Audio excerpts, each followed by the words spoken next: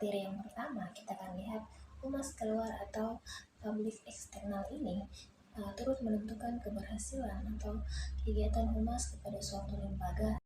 Mengapa publik eksternal ini memiliki peran yang utama dalam menentukan keberhasilan organisasi dalam sebuah lembaga? Kita akan lihat bagaimana peran humas atau public relation atau lebih singkatnya PR ini dalam organisasi. Sangat penting sebab mereka bertanggung jawab untuk membangun hubungan yang baik antara organisasi dengan pihak luar. Hal ini membantu organisasi memperoleh citra yang baik dan dukungan dari masyarakat. Khalayak juga dapat disebut penerima, pembaca, audiens, dan juga pendengar, karena mereka adalah unsur paling penting dalam sebuah proses komunikasi. Karena kesuksesan sebuah komunikasi sangat tergantung pada respon positif dari khalayak. Maka khalayak tidak boleh diabaikan dalam proses komunikasi. Namun pesan yang disampaikan juga akan dianggap berhasil apabila mendapatkan respon yang positif dari khalayak. Yang berikutnya ada macam-macam khalayak. Yang pertama, masyarakat umum. Masyarakat umum ini termasuk semua orang dari berbagai lapisan masyarakat yang tidak memiliki keterkaitan khusus dengan organisasi tertentu. Kemudian ada pelanggan.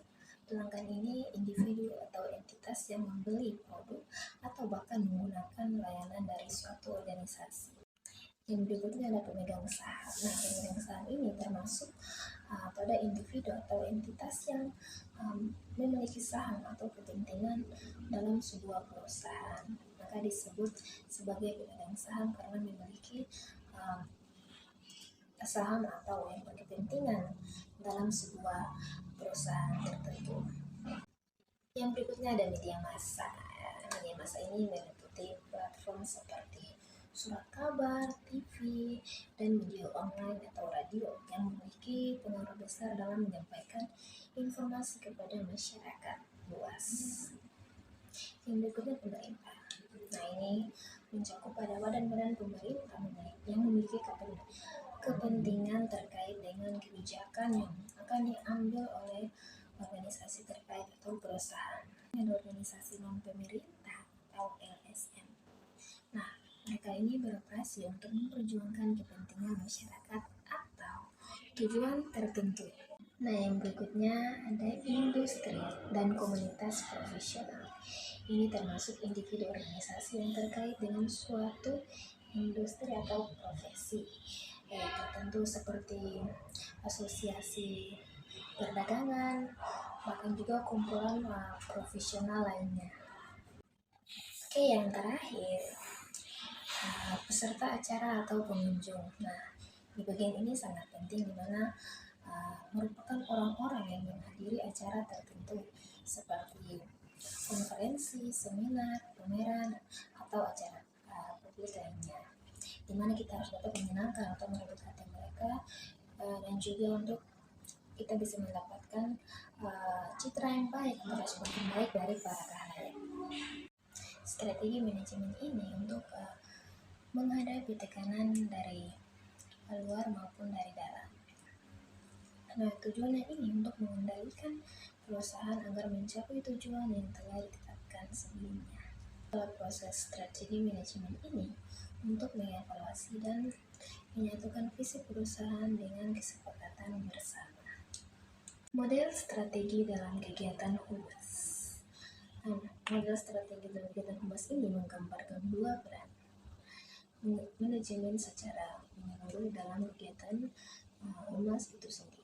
Kemudian ini mencakup peran humas dalam membantu merumuskan strategi dan juga menjalankan kegiatan humas, serta mencakup pengembangan hubungan stakeholder atau mereka yang berkepentingan untuk mencapai misi perusahaan yang telah dibuat sebelumnya oleh perusahaan itu sendiri. Humas perlu mengembangkan tujuan formal seperti komunikasi yang efektif, akurasi informasi, serta pemahaman yang baik, dan persetujuan dari perilaku tertentu terhadap program-program kampanye dari komunikasi yang akan dilakukan. Kemudian humas perlu merancang program resmi kampanye melalui komunikasi yang jelas untuk mencapai tujuan tersebut. Yang berikutnya humas, terutama humas ini pelaksanaan dan mereka perlu memahami kebijakan kampanye komunikasi dengan sangat-sangat tepat. Kemudian yang terakhir ini evaluasi. Evaluasi terhadap efektivitas pelaksanaan tugas humas untuk mencapai tujuan dan mengurangi potensi konflik di masa yang akan mendatang. Fungsi yang pertama dan perencanaan ini adalah langkah pertama sebelum melaksanakan kebijakan program. Perencanaan melibatkan pemeliharaan alternatif, di mana kita harus memilih alternatif yang terbaik untuk mencapai tujuan dengan mempertimbangkan sasaran, tindakan, sumber daya, dan pelaksanaan. Karena hal ini berfokus pada masa depan dan mengarah pada organisasi secara keseluruhan. Kemudian ada beberapa aspek-aspek perencanaan meliputi proses yang berkelanjutan, orientasi pada masa depan, penjabaran kegiatan melalui tujuan, identifikasi sumber daya, dan pembuatan alternatif. Fungsi manajemen humas yang kedua ada pengorganisasian.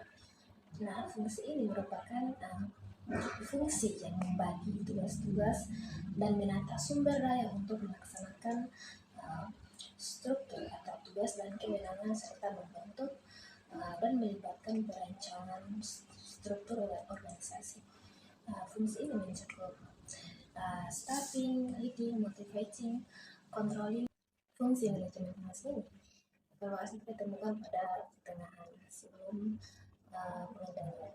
Evaluasi atau proses penyediaan informasi untuk menentukan nilai dan keberhasilan dan tujuan atau desain dalam implementasi dan dampak suatu program yang telah dilaksanakan.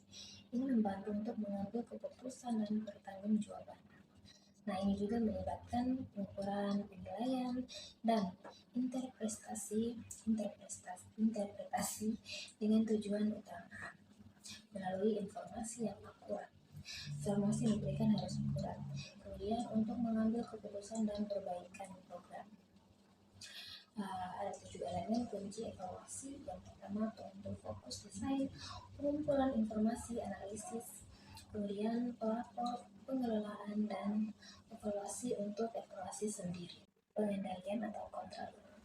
Ini adalah fungsi penting dalam manajemen untuk memastikan kesesuaian operasi dengan rencana yang melibatkan penetapan standar, pembandingan dan kegiatan aktual yang mengambil tindakan korektif dengan kegiatan aktual. Ini tujuannya untuk memastikan penggunaan sumber daya yang efektif dan efisien serta mencapai tujuan organisasi. Nah, tahapan ini meliputi penetapan standar, pengukuran, kemudian pembandingan, analisis, serta tindakan korektif. Terima kasih.